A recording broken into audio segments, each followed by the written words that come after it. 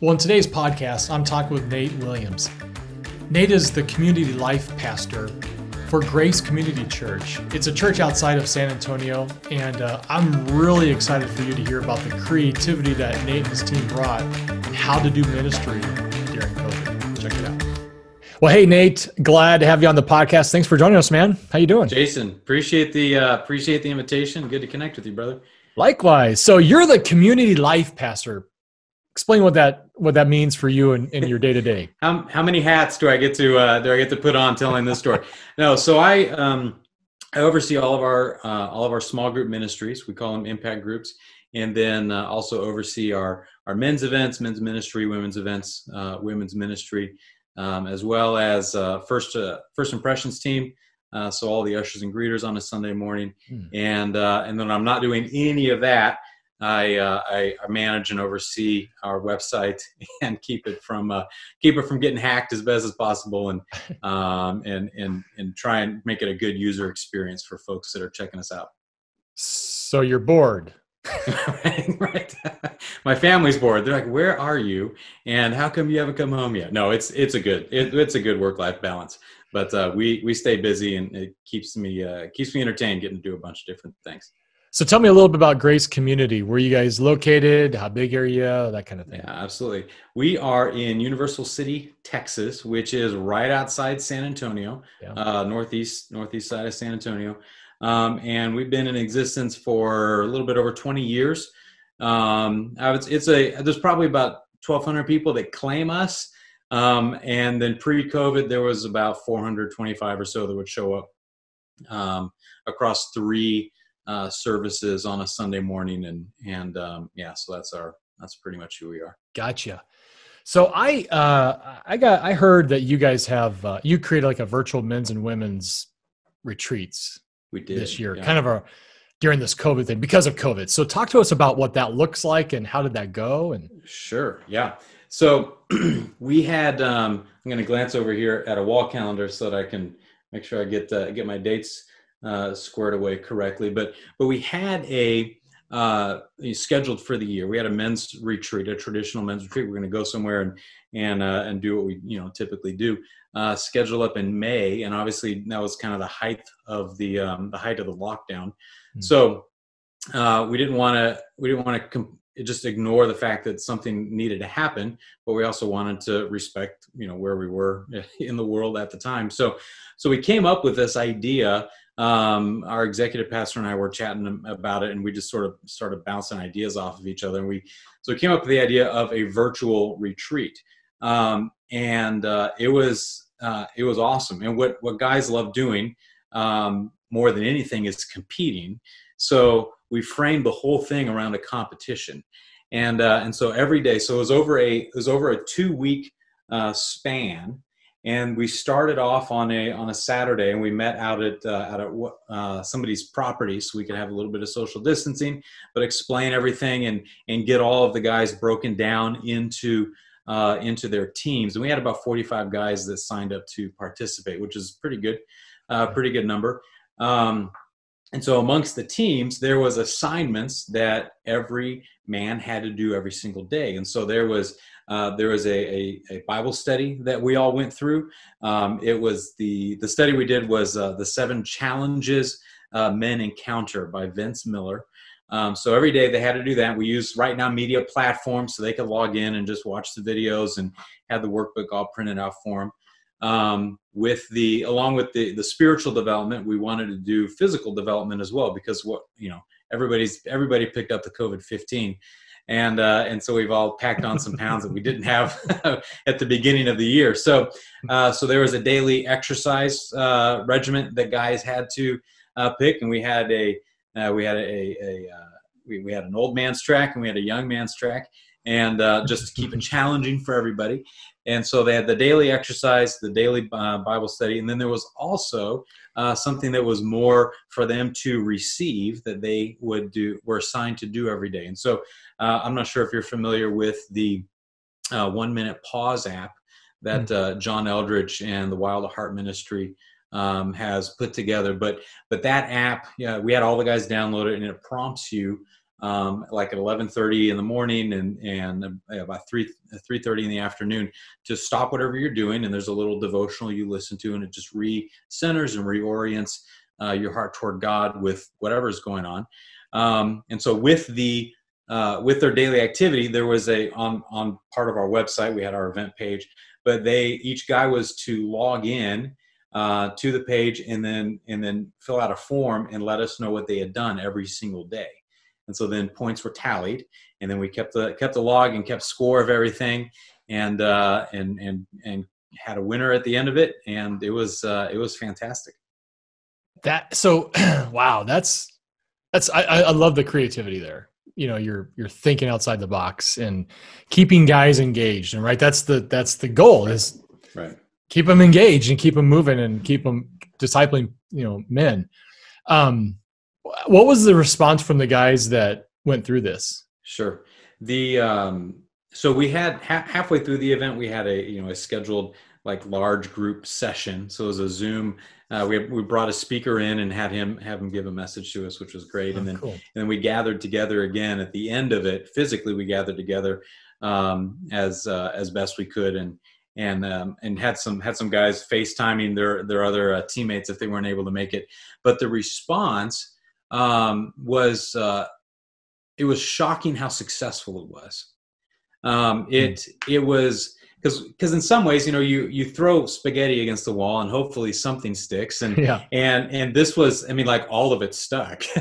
And so we didn't, as a pastoral team, as a leadership team, we knew that we were doing everything we could to do, daily devotionals online and do videos and live stream all this stuff just to keep people reconnected. But what we found with the men especially was, there's, when we're out of our regular routine of going to work and getting the kids off to school, and everything was just thrown out the window. A lot of guys are kind of spinning their wheels on, how do I continue to lead properly? What am I supposed to lead? How do I keep my mind focused on what God has called me to do, but then also be engaged with a church family that He's placed us in. So we had some guys that this was the first time they had ever even done a men's retreat, and they were deeply impacted. But the study was great. The physical activity was fun. Every guy wants to go fight and win something. But I think the biggest surprise for us was how effective the app was. Not that we're not a sponsor for the app for any means, but highly recommend it. But that was the biggest surprise, and kind of guys called it a game changer across the board. A lot of guys said using this app in my daily routine in my life has been a game changer. Really? And I get those. I still have those conversations with the guys even months later. Wow. So are you guys going to do this again, or what's the plans for keeping the momentum going? Yeah, we are. So we're right now in the middle of mapping out what 2021 hopefully will look like. We'll see how it plays out. But what our plan moving forward is going to be is that we'll have a virtual men's retreat the month before we have an in-person physical men's retreat, and use it as a way to get guys excited about things, connect guys that may be a little bit more on the fringe, and just start working them through the steps to be more integrated into the discipleship process that we hope everybody that comes to church here would step into. Yeah, I love that. Oh, I love that you guys are doing that. And your women's ministry is doing the same thing. We are, yeah. So they saw how much fun we have, and then a handful of them said, "How come the boys get to have all the fun? Why can't we do anything fun for the girls?" And I said, "Well, why don't we just do the same thing?" So we had the men's theme was Heart of a Warrior, and then our women's retreat was Heart of a Princess Warrior, and then they did a study on the armor of God and their identity in Christ. And that was using the exact same format, exact same teams, same competition. And it was, I got to sit in the back of the room during the closing ceremony when they all came back together, and they were in the auditorium and just sharing one person after the other, just how how they didn't, so many of them shared how they didn't realize how disconnected how disconnected she had become until she started reconnecting again. You don't know how thirsty you are until you might know how thirsty you are, but you don't know how good water is for you until you start drinking it again. And it was incredible. I mean, it was really grateful to have the chance to pull those two things together. But I don't know how they could have gone any better, not because of our creativity or genius or anything, but God really just led us to have these events for the ladies, so that it just met a need that none of us fully understood was there until we stepped into this. Well, a couple points to that, I think, that are really relevant. Number one, you guys are embracing what this new reality is. And you're not just going, oh man, we can't do ministry. Instead, you're saying, how can we do ministry better? How can we do it different and relate it to what guys are dealing with or what women are dealing with, and actually creating something that's unique and fun. So well done on that one. Second thing is I think I see a future men versus women competition with this. I'm thinking that could be something pretty cool too. Well, if we do that, so this is the other surprising thing. The ladies that participated in this retreat were off the chart, way more competitive than the guys actually were.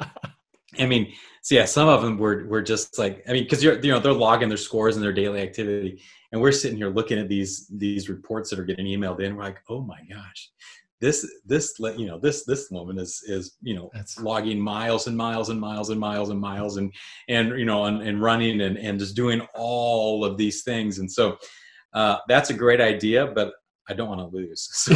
Yeah. But I also think it's a cool outreach. Like you could, next time around, hey, why not bring a friend? It's such an easy entry point to church, right? Hey, come in and be a part of this cool competition we have going on. Like, it's an easy way to bring a friend in, right? It absolutely is. I appreciate that reminder.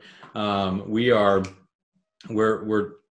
thinking through how to do this church-wide, and not just a men's and women's thing, but a church-wide type of an event in January for get the year kicked off correctly and make it so that, if there's a single individual or a married couple without kids or a family that has, 18 kids bouncing all over the place, everybody can participate in it from a biblical study, Bible study standpoint.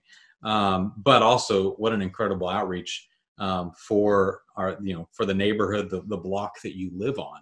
Right. Yeah, that's a good word. I like that. Yeah. And you think about just statistically millennials are walking away from they're not even coming to church, walking away from church, and younger people, but like lots of even middle-aged or elderly people, they're just not coming back to church. They're not engaging anymore. And this is just a cool way I just think churches need to continue to be creative, and you guys are being creative in this space and figuring out, just try, like you said, throwing it up against the wall. That's right.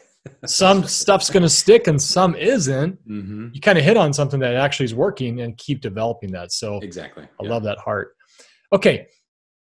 So I also heard that you guys are getting some more new like you're open, right? So you've got the benefit of being open, and other churches in other parts of the country can't because of COVID, and we understand those reasons. But tell us about some of the wins you've had recently with in-person attendance. Yeah, absolutely. So we're running at about 50% capacity in the auditorium, but we're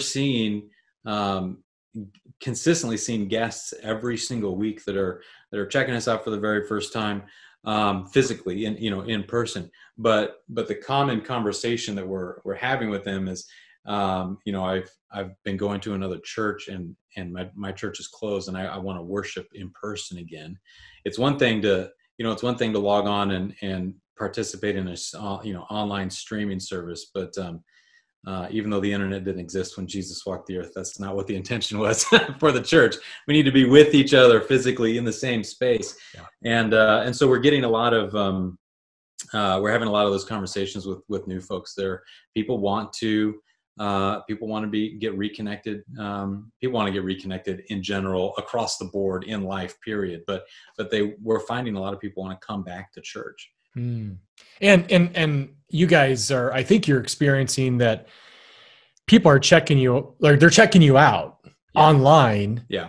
and then Yes. going, I like what I see. Yeah. Yeah. Yeah. So the other, the other immediate conversation with guests who aren't coming from another church is that they have, they've been watching, back in March, every church in America almost probably started learning how to stream live Yep. online. And it was, I remember those first couple of weeks, I think all the streaming service servers were just struggling to keep up. But we're finding so many more people are, virtually stalking us and checking us out and doing a deep dive into who we are, what is the service like, whether they're watching a live stream of a service and engaging there, or they're logging in and checking out kind of the archive of services over the last years, so they've seen several and participate in several of our services before they even step foot into the building, which is very different. Obviously, COVID has kind of forced that evaluation process on a lot of people. But I would say that's a conversation we've been having with folks over the last 2 years. Is that primarily it's I checked you out online and I know who you are before I even meet you. And so then they're coming in and sometimes even calling us by name, those folks that they recognize. Like, all right, I don't know you. Oh, hi. But right, but it's awesome. It is the landscape of the landscape of how a church communicates with the community that it's in is evolving from more in addition to outreach projects, in addition to the sign on the street, in addition to the regular just driving / foot traffic that is historical. So much of that is shifting to folks making a decision based on their experience on our website and what's offered there. Yeah, it's so important to focus on your web presence and your entire online presence more than just your website, right? Because we teach this at a lot of churches that people check you out before they even get to your website. They're checking you out on your Google My Business. They're checking you out on Facebook, and they're checking you out on Yelp. Yep. And you've got to pay attention to that stuff and actually work it. You don't just, you can let it organically go. That's fine, but you really should spend the time to optimize and work on that, because you're right. I mean, we do that in everything we do. If we go visit a restaurant, right? What do we do? Photos and reviews. Like, that's going to indicate if I'm going to come to your restaurant or not. Right. Is the bathroom clean? Do people like the meal that they were served? And there's nothing that makes sets a church apart from that same evaluation process at all. Exactly. And people that are unchurched, they don't know any different. Mm-hmm. And I think in the years past, churches, we just had this kind of, I kind of call it a humble arrogantness, posture. We're very humble, but we're kind of arrogant to think that, well, if we build a church, they'll just come. Yeah. Some people will. Yeah. But more often these days they won't. Dreams approach. That's right. Yeah. We had a Calvinist marketing approach. But God has preordained, predestined everybody that will walk through our doors, so we're not going to put any effort into it. Yeah, it's like you can't think that way. That's not where things are going. And COVID just made that, like, just kind of shot up that idea of, hey, you just have a building, they'll come. It's a bright spotlight COVID put on that for sure. Yep. So talk to me a little bit about where Grace is going in the future and what's that look like? I mean, when you think of 2021, which we probably can't get there quick enough, but right. What are you hoping for? What are you planning on? Yeah. We're planning on,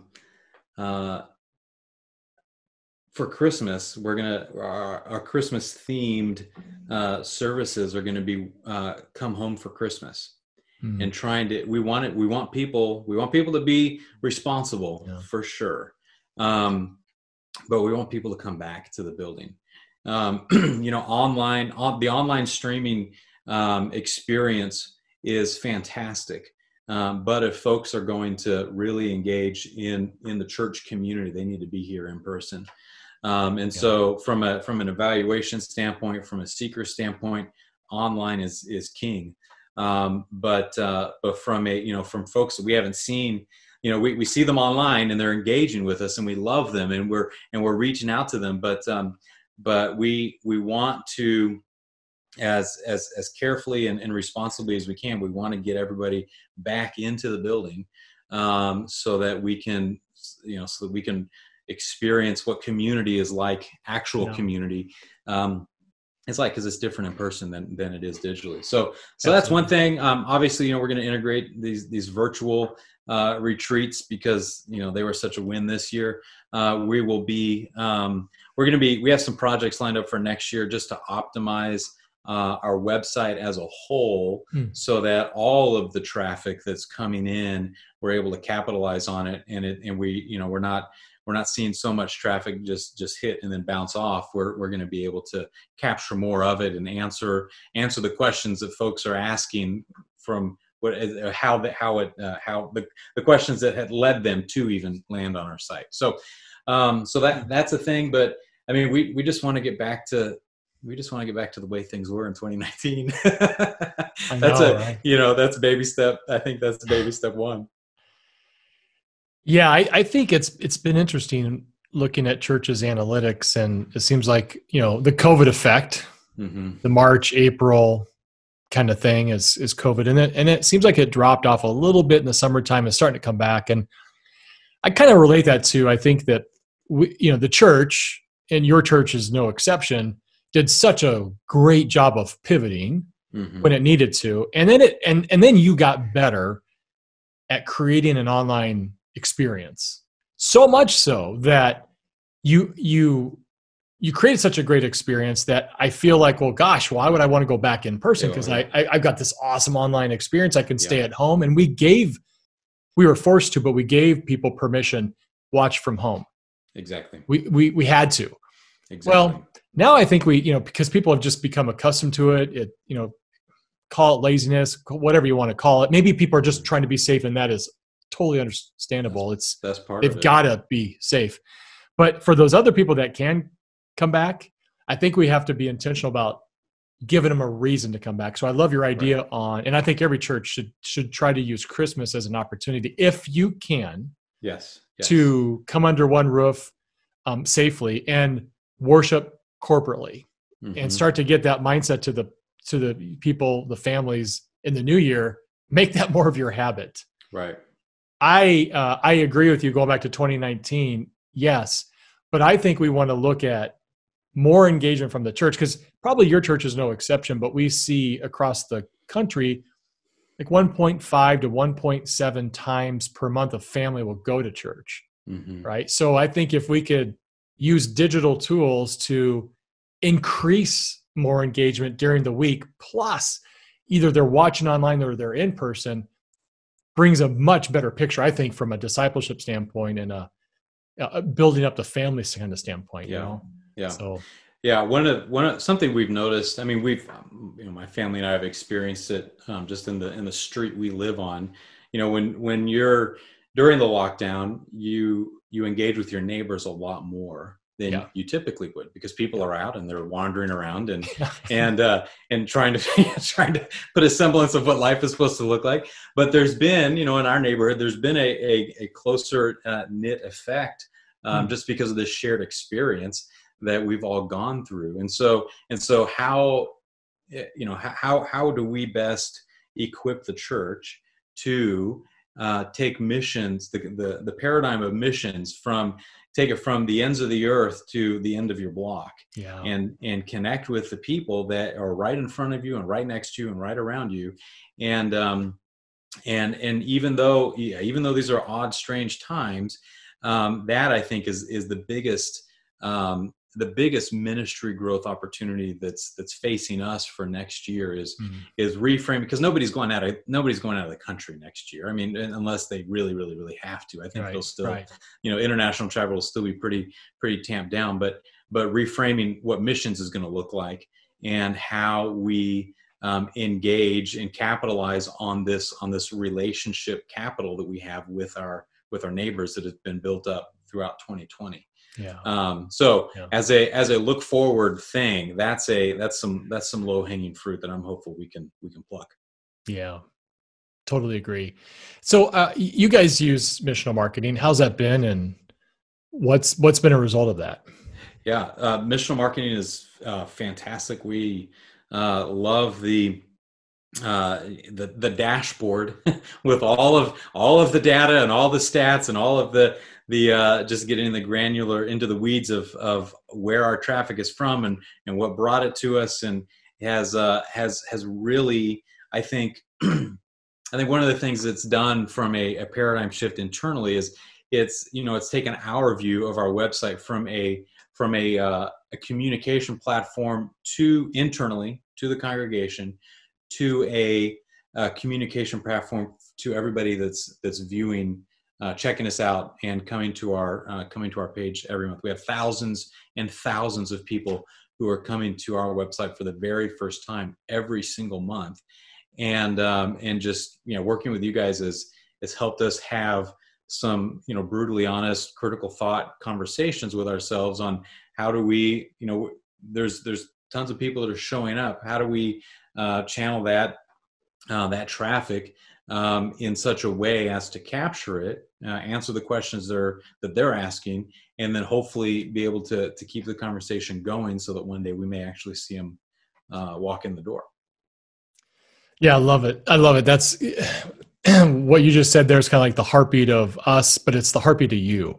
Mm-hmm. And together we're equally yoked in this because we care deeply about people that are far from God, that are seeking. Maybe they're not even seeking God, but they're looking for help with something, right? They have a felt need, and we have answers. We know who that answer is, and they are still looking. And I think I think hopefully there's going to be a shift here in the next season of life where people are going to be looking for help and they find God. That's of course that's our prayer, right? But it's been fun to watch churches like you guys get really serious about how to reach and engage people online. And so thank you for letting us partner with you. Oh, well, we love it. I mean, the tagline, it's not even an official tagline for our church, but on our website, the tagline is bringing sanity to the chaos of life. That statement alone is transferable to anything, in the religious world or the secular world, but the message is too. And that was from a direct conversation with some of the folks on your staff, but just creating that type of a statement that yes, you have needs. The church, we believe the church has the answers to all of your questions. Jesus is the answer to everything.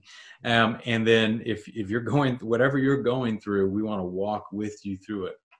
And this year has been prophetically that statement was a little too close to home, but it's working. And the consulting services you guys have been immeasurably beneficial to us for sure.